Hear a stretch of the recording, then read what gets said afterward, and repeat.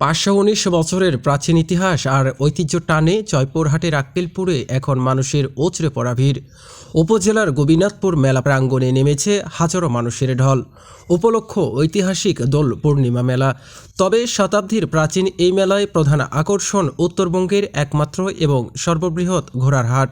মঙ্গলবার দোল পূর্ণিমার পূর্ণ লগ্ন থেকে শুরু হওয়া এই মেলায় এখনও কেবলই টগবগে ঘোড়াদের দাপট।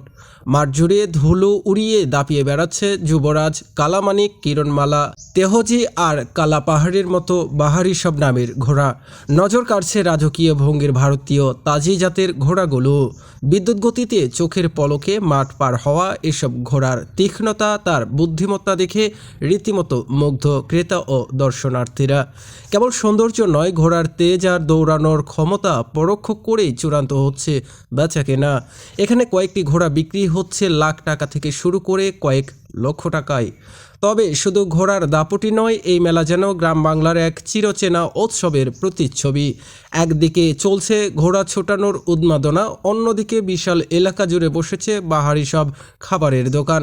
গরম জিলাপি আর দেশীয় মিষ্টির গন্ধে মম পড়ছে মেলা প্রাঙ্গণ। ঘর সাজাতে মেলায় এসেছে খাট, পালঙ্ক আর আলমারি সহ কারুকার্যকর হরেক রকমের কাঠের আসবাবপত্র, লোহা লস্কর আর নিত্য প্রয়োজনীয় তৈজসপত্রের বিশাল সমারোহ নিয়ে বসেছে শত শত দোকান।